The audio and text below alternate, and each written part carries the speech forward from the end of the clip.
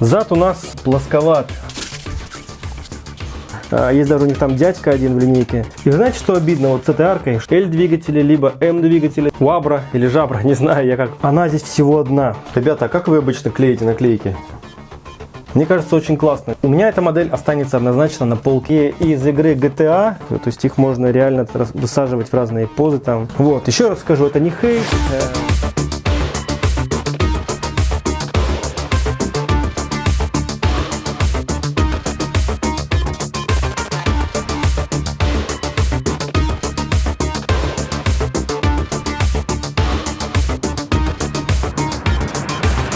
Всем привет! Вы на канале Lego Garage и с вами Егор. Я начинаю цикл обзоров новинок 2018 года, и первым на стол ко мне попал вот этот вот автомобиль. Но прежде чем начну, немножко окунусь в историю. Большие наборы типа суперкаров расходятся, как правило, как горячие пирожки. Ну потому что автомобиль — это горячая тема, и на витрине Lego Technic всегда должен быть какой-то большой автомобиль. В предыдущие годы у нас был Формула-1 4200, потом был 42039, это автомобиль гоночный Лиман. И вот в этом году у нас появилась вот такая вот машина. Как назвал ее производитель, это раллийная машина. В данном наборе порядка 1000 деталей, если быть точным, 1005. Lego продолжает экспериментировать с цветами, и здесь у нас мы видим хорошее, на мой взгляд, сочетание голубого цвета,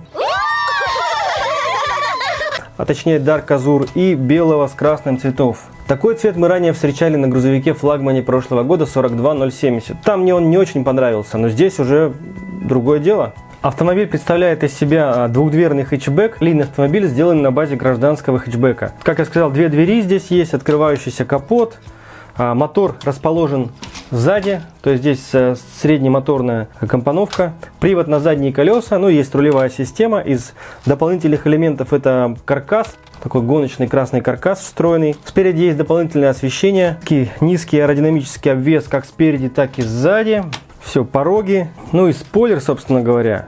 А в современном ралли, честно говоря, я не припомню, чтобы использовали такие автомобили, где двигатель вынесен назад. Все же там компоновка более классическая. Это двигатель под капотом, привод на обе оси. В качестве реального прототипа я могу припомнить только Renault Clio RS с двигателем тоже V6, находящимся за креслом водителя. Там тоже был задний привод, это тоже была тачка, насколько я помню, она была раллийная, либо для трековых дней использовалась. В общем, ограниченная серия автомобилей для энтузиастов. Давайте сейчас осмотрим машину снаружи, а потом перейдем к функциям. Ну, как я уже сказал, это хэтчбэк. Здесь, видите, одна открывающаяся дверь.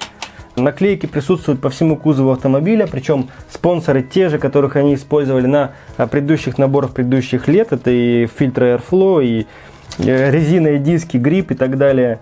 Мне в глаза бросились вот эти квадратные арки, на которые просто просятся либо арочная деталь, как на Porsche, либо гибкие оси. Это, конечно, не так критично, но это повод и возможность для модернизации машины. Клиренс у машины тут чуть больше, чем у Лимана и Формулы-1. При этом задняя подвеска в полностью сжатом состоянии, не чиркает днищем. Если же мы полностью сжимаем переднюю подвеску, то у нас, как и в предыдущих машинах, днище касается пола. К слову о клиренсе, клиренс тут небольшой, скорее всего это настройка для асфальтового спецучастка, либо вообще для трека, потому что передняя губа, она очень низкая, и даже если катать ее дома по ковру, но я думаю, что за порожек, за ковер она может цепляться, вот эта передняя нижняя часть. Но здесь можно доработать, можно увеличить подвеску. Если смотреть сбоку, видно, что зад немножко приподнят относительно передней части. Здесь у нас вот такие вот симпатичные фары, мне, честно говоря, не нравятся. А вот это вот скошенный слоуп, плюс еще тайл, смотрится классно. То есть такая не плоская фара получилась, форма интересной. Бампер тоже очень удачно обыгран панелями, вот эта вот губа, боковые части. Единственное, что можно придраться, это вот эта черная панель, которая имитирует решетку, защищающую радиатор. Она мне здесь не очень нравится. Мне гораздо больше понравилось, если бы они поставили сюда решеточки Lego System. Фары можно теоретически снять. Но вот сейчас со снятыми фарами отчетливо стала бросаться вот эта решетка в глаза, псевдорешетка. Вот, поэтому лучше пусть стоят фары. Зад у нас немного плосковат. Это я уже отмечал в Porsche. Это и в Лимане тоже бросалось в глаза, что плосковат. Однако здесь немножко все-таки по бокам они закруглили. Плосковат это выглядит все относительно, потому что если сравнивать с передней частью, перед у нас очень такой обтекаемый, закругленный, а зад вот плосковат. Сзади у нас вот такой вот как это называется, аэродинамический элемент, когда воздух из-под днища выходит, и торчащие две выхлопные трубы. На мой взгляд, выхлопные трубы здесь торчат слишком сильно, потому что не должна они так вульгарно торчать. Их нужно утопить на один студ внутрь, тогда будет все смотреться гармонично. Сзади высокий спойлер. Кстати, спойлер у нас крепится с помощью вот такой вот арки колесной. Здесь она, как вы поняли, уже из картинок одна. И чтобы обладать набором из арок, нужно либо купить 4 набора, либо покупать эту арку отдельно. Наверху имеется колесико для поворота колес. Если смотреть на капот, капот у нас, дабы избежать плоских форм, выполнен вот из таких вот двух панелей больших. При этом здесь образуется небольшая щель, но это не критично. В принципе, ее можно списать на какой-то там воздухозаборник, или вообще не обращать на нее внимания. Конструкция арки лобового стекла, она переходит из года в год, уже одна и та же технология. Внизу 90-градусные коннекторы, вверху коннекторы сборные, которые можно на любой угол загнуть. И гибкая панель по нижней кромке стекла. Также гибкие панели у нас есть вот по линии крыши, которые плавно не спадают назад. Тоже считаю удачное решение, потому как без них выглядело бы достаточно плоско и угловато. Плавно переходим к функциям. Первые функции, которые здесь связаны с кузовом, это открывающиеся двери, открывающийся капот, или здесь это как, не знаю, даже сложно назвать капотом, там на самом деле нет багажного отделения, там просто есть два таких вот принудительных охладителя. Я так полагаю, что-то типа интеркулеров здесь стоит, которые принудительно охлаждаются пропеллерами и воздух гонят в мотор. Хотя у мотора есть воздухозаборники вот на этих боковых крыльях, которые являются расширенными крыльями задних арок. В салоне есть каркас, сделанный из красных осей, красных коннекторов. Вот этот вот красный скругленный коннектор очень интересный. Деталь сейчас активно стала применяться в наборах Lego. Имеется два синих ковша. Ковши, на мой взгляд, слишком близко стоят друг к другу. И вообще салон как-то зажат сильно. Места до дверей тут еще достаточно. И каркас можно немножко выдвинуть, и сиденье тоже было раздвинуть. Возможно, конечно, в раллийных машинах имеет место заужение салона, в том числе для лучшей безопасности. А приборной панели здесь нет никакой. Руль стоит перпендикулярно, держится на одном коннекторе. Притом руль по размеру маловат для данной модели, нужно здесь ставить побольше руль. И, конечно же, этот руль колесам поворотным не подключен, за что минус сразу балл. Сзади у нас моторный отсек, стоит двигатель V6. Подключен он к задним колесам через привода. Здесь также мы можем видеть выхлопные патрубки. Интересная особенность здесь: при открытии, так скажем, кожуха двигателя открываются также вот эти боковые, не знаю, как это, части расширителя арок, что ли. То есть эти боковые панели, они тоже открываются. Принцип открытия очень простой, методом тяг и рычагов. Они просто выталкиваются наружу. Это такой фокус? Не знаю, насколько это оправдано на настоящей раллийной машине. Здесь, мне кажется, сделано больше в угоду эффектности, потому как в настоящих машинах панели должны просто сниматься. Незачем просто в раллийной машине тратить место и вес на какие-то механизмы эффектного открытия. В качестве подвески используются стандартные классические рычаги. Спереди это рычаги Dark Bluish Grey длиной 6, ступицы как на Porsche, как на Xerion, в общем, современная версия. Амортизаторы жесткие, желтые. Сзади у нас используются также ступицы. Давайте покажу вам. Вот такая ступица спереди и сзади. Причем задняя колея у нас шире передней. Это говорит о том, что сзади у нас применены более длинные рычаги. Так и есть. Вместо сдвоенных парных рычагов на балок на 6, здесь использованы балки на 7. То есть, по сути, колея задняя шире передней на 2 студа. За счет того, что у нас есть расширение задних арок, задней части кузова, это скрадывается. Хотел бы к плюсам еще отнести тот факт, что задний кожух двигателя, задняя часть открывается рукой, потому как вот эти вот крутилки для поднятия задней части кузова с помощью актуатора, честно говоря, мне крайне не нравились в предыдущих моделях, а здесь вот все сделано достаточно нормально. Существенный плюс в том, что этот набор нельзя официально моторизировать с помощью набора дополнения. Вы знаете о наборе дополнения, о котором я говорю, где батарейный блок, один мотор, там фары и что-то еще, пару шестеренок. В общем, здесь от этой дичайшей функции нас избавили, потому что, на мой взгляд, писать на коробке, что модель может строить моторы, об этом трубили магазины для каких-то там неосведомленных покупателей. В итоге люди думали, что, покупая данный набор с мотором, они смогут заставить машины ездить. По факту же оказывалось, что мотор нужен был там для каких-то нелепых функций, типа там поднятие крышки капота, там что-то еще. В общем, здесь нас от этого избавили, и это, мне кажется, плюс. Радиус поворота здесь небольшой, но и не маленький, скажем так, достаточный. При этом я вижу, что в подкапотной части у нас где рейка стоят еще искусственные ограничители хода, ну что-то типа там тонких тайлов фар. Если их убрать, то угол поворота увеличится, и я не вижу причин, почему бы это не сделать. Бросается в глаза очень много пустот. И я думаю, что эти пустоты дизайнеры специально предусмотрели, чтобы туда можно было вставить двигатель. Под двигателем V6 очень много пустоты для установки двигателя. Либо сдвоенные L-двигатели, либо M-двигатели, там 2-3 можно поставить, наверное. Ну, либо XL мотор. Ну и спереди, соответственно, есть место, здесь тоже это, наверное, видно сейчас плохо, есть место для установки сервомотора.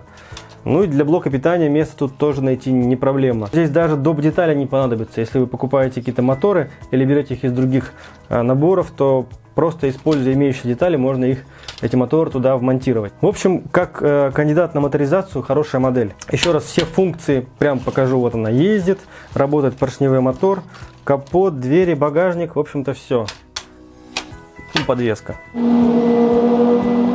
Дизайнером нового набора является УВ Вабра или Вабра или Жабра, не знаю я, как эта фамилия произносится, до сих пор не знаю, надо спросить. Скажу, что УВ выпустил вот такие машины, это его конек. Кроме того, он любит делать большие грузовики. Также отмечу, что все эти наборы в свое время были флагманами первого полугодия. В этом же году вот этот набор у нас не является флагманом, благодаря тому, что нам подарили прекрасный набор Mac, капотный тягач, что, конечно, не умаляет достоинств этой машины. Она по-прежнему большая, она по-прежнему по количеству деталей соответствует предыдущим вот этим машинам, но является хорошим донором для постройки своих суперкаров. Мне, честно говоря, очень нравится модель 8070, она у меня немножко переделана, разобрана частично, что у нее очень классные формы кузова. Функции мне не нравятся, но вот формы кузова у нее действительно шикарные были. Да и сейчас он смотрится круто, чего говорить. Хотел бы посмотреть детали поподробнее. Не настолько подробно, насколько хотелось бы, но мы их посмотрим. Значит, как обычно, основной список деталей можно посмотреть на фотографии из инструкции. Первоочередное это, конечно, инструкция. Инструкция здесь толстая, одиночная. Как обычно, претензий к инструкции у меня нет, ошибок я не замечаю. Строю часто интуитивно. Вот список деталей вот такой вот есть. Посмотрите его отдельно. Здесь, я думаю, не стоит на нем заострять внимание. Огорчило то, что вот в одном из наборов у меня была вот такая вот каша. Не было там картонной вставки, не было пакетика с инструкцией, поэтому с наклейкой мне вот не повезло в одном наборе. Далее, значит, собственно, сами детали. Из деталей в новом цвете хочется отметить вот наличие вот таких вот черных рамок. Мне черные рамки очень нравятся, потому что когда строишь мосты у внедорожников, у моих Toyota в частности, серая нижняя часть очень бросается в глаза. И уже Николай Гамурарь, один из подписчиков нашего сообщества, он уже красил эти рамки самостоятельно из баллончика, и очень классно выглядели его модели с этими рамками. Блин, оказывается, у меня такие руки сухие. Сейчас мы их смажем.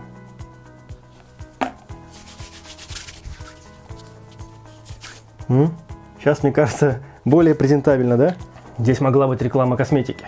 Так, ладно, крем для рук мы прорекламировали. Дальше. Значит, по черным рамкам я сказал, черные рамки очень классные. Далее, опять же, новый цвет детали, вот эти вот арки. И вы знаете, что обидно вот с этой аркой, что она здесь всего одна.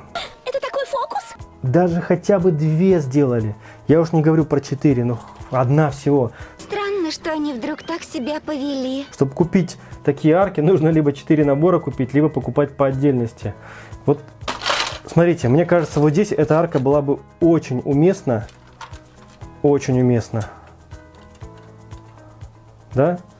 Правда, пришлось бы немножко задний свес увеличивать и как-то вот здесь по-другому обыгрывать. Ну и плюс...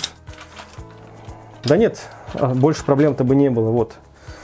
Потому что, ну вот, некрасиво это расширение смотрится без такой вот классной арки. Вы со мной согласны? Я тоже. Значит, далее, вот этот цвет у нас тоже появился впервые, ранее его не было. Но он уже представлен в других наборах этого года. Тоже хороший цвет. Соответственно, вот эта панель в голубом цвете появилась. Вот этот вот коннектор, насколько я помню, в эвакуаторе у нас такой не было. Белые вот эти вот интересные оси, короткие оси, тоже классные. Фары, элемент для стайлинга моделей, тоже очень удачный, на мой взгляд. Вот эти коннекторы, я тоже помню, либо они были редкие, либо они только появились в этом году. Dark Bluish Gray, коннектор 90 градусов. Вот, если посмотреть, что еще здесь есть. Ну вот, по элементам ходовой подвески ничего не меняется. Примерно тот же комплект наборов для подвески и привода на заднюю ось. Те же привода, детали для приводов. Еще рейка короткая. Вот. Понравились мне вот эти вот детальки здесь. Они, кстати, вышли сейчас разных цветов. Есть даже черный вариант в каких-то наборах. Вот. Тяг здесь 4 штуки. 2 это в передней подвеске и 2 используются на механизме открывания задних крыльев. Вот. Дифференциал один. Шестеренок тут очень мало. Даже не буду заостряться. Значит, шины здесь 68-е. К слову, другие шины сюда не поставить, потому что арки довольно плотные и места здесь уже для большего размера колеса без модификации нет. Ну и раз уж я об этом заговорил, хочется отметить, что задняя подвеска вот очень она люфтит. Кстати, на этом остановлюсь я позже. И вот это колесо вот в свободном виде, так, когда не на столе оно, видите, задевает вот здесь вот. При езде, еще раз, этого нет. Это именно когда колесо вывешено, когда оно висит и вот так вот расхлябанно задевает. А когда поставишь ее, то все нормально будет. Большая куча панелей. Ну, конечно же, основной цвет это голубой у панели. Есть белый, чуть-чуть совсем красного. Я не буду все останавливаться подробно, на этом хватит деталями. Ребята, а как вы обычно клеите наклейки? Чтобы было ровно, красиво. Я покажу, как делаю это я. Значит, важно руку приложить к поверхности, так скажем, создать упор. Я создаю упор таким образом. То есть я рукой держу эту панель, чтобы у меня рука и деталь друг относительно друга были зафиксированы. Вот, и начинаю, вот, например, с угла. Тут главное задать направление, к какому-то краю прижаться. Так, криво пошло. Все, вроде нормально. По нижнему краю видно примерно, что легла ровно. Как часто делают многие, клеят наклейки на весу, это неправильно и неудобно, на мой взгляд. Опять же, здесь сейчас смотрим по краю. Рука у меня, видите, лежит на панели. Все. С такими тонкими может быть немножко сложнее, потому что они магнитятся сами, смотрите.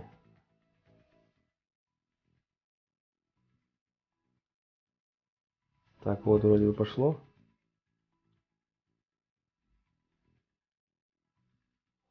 Все. Если говорить о модификации данной модели, то у меня в воображении сразу несколько вариантов восстает. Первый — это переделка ее в гражданский автомобиль, то есть можно убрать оттуда каркас, убрать эти все спойлеры, наклейки, ну, сделать ее какой-то однотонной и сделать качественный салон. Причем салон можно сделать здесь и полностью передние сиденья, задние сиденья. Двигатель можно перенести вперед, переделав его либо в рядную четверку, либо оставив шестеркой, либо вообще можно поставить оппозитную четверку и сделать нормально открывающийся багажник. Не вот так, как он сейчас открывается, а все зафиксировать и открывать только крышкой. Мне кажется, очень хорошая тоже полочная модель получится гражданской машины.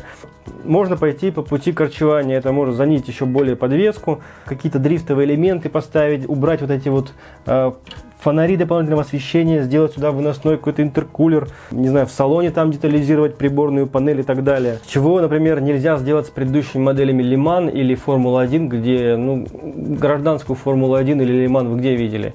Как и дрифтовую, собственно говоря. Цвет. Мне понравился цвет. Вот этот вот цвет голубой. Очень здесь смотрится хорошо, учитывая, что это раллийная машина.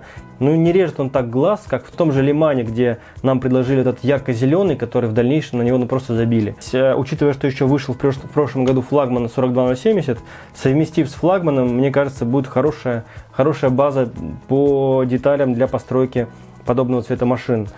Вот. Вообще, так, если посмотреть на все панели, имеющиеся в голубом вот этом цвете, уже, наверное, можно собрать голубой Porsche. Смотрите, вот ассортимент голубых деталей сейчас практически вплотную приблизился к ассортименту оранжевых деталей в Porsche. Но за исключением каких-то там маленьких вот таких вот панелей в оранжевом нет. Потом самый большой минус, конечно, что вот нет вот этой вот большой панели в голубом цвете. А все остальное, в принципе, можно взять уже из имеющихся наборов. Вот примерно можно прикинуть, как это будет смотреться в голубом цвете. Мне кажется, очень классно. Здесь сочетание можно сделать оранжевого и голубого. Это будет спортивная раскраска. Наверное, знаете, Gulf Racing, есть такая команда. Смотрится очень классно. Далее мне понравилось здесь то, что здесь есть для моторизации много свободного места. Даже новичок может вполне легко это все здесь реализовать. Понравились функции. Нет лишних функций, типа там актуатор для открытия, медленного открытия вот этого капота. Нет моторизации из набора 8297, которая тоже уже надоела, честно говоря. В общем, хороший донор и хорошая исходная модель для модификации. Далее я все-таки пробегусь по минусам. Ну, даже сказать не минусы, а маленькие придирки, которые ни в коем случае не умаляют достоинств данной модели. Я просто назову их для того, чтобы вы поняли, что можно сделать с этой моделью дальше. Может, кому-то это подскажет, вдохновит. Ну, первое, я ее уже затрагивал, это выхлопные трубы. Они слишком сильно торчат. Их все-таки надо прятать немножко, потому что, ну, это вот какая-то показушность здесь ни к чему, особенно в спорте. По компоновке салона, значит, салон здесь, смотрите, сиденья очень стоят плотно рядом, то есть тут даже нет места для коробки передач, там секвентальной, не секвентальной, нет места, по сути, как бы даже штурман с водителем будут локтями ударяться, да. Руль очень маленький, то есть он все равно должен как-то быть побольше, раза в полтора как минимум, ну или как максимум. Значит, сиденья здесь, кстати, никак не закреплены снизу, то есть вот такая вот болтанка, она есть. И очень часто дизайнеры пренебрегают почему-то этим, такое вот допускают. Чтобы продемонстрировать вам масштаб модели, да, ну, начнем с того, что масштаб подобных машин, не масштаб, а высота подобных хэтчбеков примерно, ну, где-то 1,40 м, 1,50 м, не более. То есть, если мы берем вот такого водителя, да, ну, допустим, это человек ростом, ну, вот если так посмотреть, то, наверное, 1,70 м, да, если примерно так интерполировать. Вот, примерно масштаб вот такого человечка машина. Это, кстати, тоже лего тематика скала. Не будем сейчас подробно останавливаться, откуда они у меня. Значит, тут я пытаюсь его усадить. Место для ног там, конечно, есть. Опа. Огнетушитель, кстати, я о нем не говорил, по-моему, да? В салоне у нас есть огнетушитель. Ладно, пусть валяется. Значит, продолжаем усаживать потенциального водителя, чтобы убедиться, что компоновка здесь немножко неправильная. Тетушка, залазь. Ну, прости меня, сейчас немножко потерпи. Вообще классно вот эти тетки. Есть даже у них там дядька один в линейке. У них руки гнутся у всех. То есть их можно реально высаживать в разные позы там водителями, пассажирами. Ну вот примерно смотрите, как она уселась. То есть по высоте примерно это нормально. То есть голова, потолок почти упирается, но это не страшно. Страшно то, что руль ей практически вот дышать даже не дает. И руками его обхватить, там, не говоря уж о том, что вытянутыми руками, нереально. То есть мое мнение, что надо как минимум сместить назад сиденье где-то на 4-5 студов, наверное. Ну, 4, так скажем. Сделать нормальный руль, нормальный угол руля, какие-то приборы повесить здесь, и будет все окей. Причина, мне кажется, здесь в том, что все-таки двигатель вот этот вот поршневой, он не в масштабе данных машин, он должен быть чуть поменьше, потому что размер блока очень крупный, и поршни здесь скорее будут уместны те маленькие, которые на новом Маке стоят. Вот так вот у нас обстоит ситуация с водителем. Кстати, ноги у него практически упираются уже там вот в подвеску. Вот. Надеюсь, я вас убедил, что здесь с салоном непорядок, и пора бы уже на такие вещи обращать внимание лего. Значит, по аркам я тоже ранее говорил, здесь хорошо бы смотрелись детали арок голубых, по крайней мере сзади. Про перед я ничего не говорю. Ну, либо гибкие оси, пусть даже белого или черного цвета. Ну, можно было, конечно, и голубого замутить. Это было бы тоже здесь классно. Значит, передняя, задняя подвеска. По задней подвеске нарекание только одно, что вот за счет люфта, я уже говорил, тут близко очень арка. И вроде бы, когда едешь-то она не касается вообще никак. Потому что колесо немножко, оно все-таки прижимается вверх, вот и крутится свободно. А когда оно крутится внизу, вот так вот обвисшее, то оно задевает. Значит, по задней подвеске вроде бы ничего, и ну, люфты стандартные для таких подвесок. Значит, если сзади вроде бы все еще терпимо, то спереди люфты, конечно, очень сильные. И причем это повторяется ошибка из года в год. При этом она решается довольно просто. Достаточно просто вот эти вот оси, которые фиксируют рычаги к подрамнику, их нужно просто балкой в этом месте стянуть как снизу, так и сверху. Вот видно, да, как вот здесь считается эта ось, на которой крепится рычаг. Их стянуть достаточно балкой вот здесь, и уже намного лучше будет. Вот вам пример подвески, которая стянута, и здесь люфты уже очень минимальны. То есть люфта рычага вообще практически нет, видите, да? Потому что они вот стянуты балками здесь. А сзади вот использован вот такая вот расширитель, так скажем, нижнего рычага. Ну, тоже люфт небольшой, но меньше, чем на нашем официальном наборе. По подвеске вот такое замечание у меня, и на мой взгляд, его в первую очередь стоит устранить. Далее по спойлеру есть тоже маленькое замечание. Вот почему-то он такой вот дырявый. Здесь достаточно было вставить просто 2 лифтарма, прикрепить к этому. Какая-то скамейка неправильная. Все, значит, по арке сказал. Ну и последнее, возможно, это вот переднюю часть оформить следует как-то с помощью Lego System, используя вот здесь вот решетки. Кстати, слово о решетках, вот эта часть тоже мне бросилась в глаза. Видите, она вот на такой коннектор крепится. А можно было просто взять техник брик с 2 отверстиями 1 на 2, установить его сюда на 2 пина, он бы не болтался, а сверху решетку прикрепить, и все, и как будто такого вот движения бы здесь не было. Вот, еще раз скажу, это не хейт, такие мелкие придирки, это скорее даже список того, что можно переделать, улучшить здесь в первую очередь уже нам, покупателям данного набора. Говоря об E-модели, мне сразу вспоминаются баги из игры GTA. Ну, к слову, реальная машина такая тоже существует. Вот она, вот ее название. Здесь она выглядит неплохо. Вот ракурс, благодаря маркетологам, выбран очень удачно. Однако, если посмотреть на вид сверху, вид сбоку, то бросается в глаза некая плоскость и очень много дыр. Здесь этого, к сожалению, не видно, но если посмотреть некоторые картинки из интернета, крупные с разных мест, то вы увидите, насколько она дырявая, и это, честно говоря, немножко огорчает. В целом, у меня впечатление осталось очень хорошее, положительное по данному набору. В первую очередь, потому что он предоставляет много возможностей для модернизации. Ну и сам по себе является ценным набором для постройки каких-то моделей в таком масштабе. Более подробные оценки, как обычно, вы увидите в конце. Часто в комментариях спрашиваете цену набора. Ответ только один, гуглите, но я скажу, что розничная цена этой модели объявлена 7500 рублей. А в интернет-магазинах цена, как правило, дешевле на в среднем 20-30%. У меня эта модель останется однозначно на полке, и, возможно, когда-то в ней появятся какие-то модернизации. На этом все. Спасибо за внимание. Ваши комментарии и вопросы, пожалуйста, оставляйте внизу. Если вам понравилось, поставьте лайк, подпишитесь. До скорого, пока!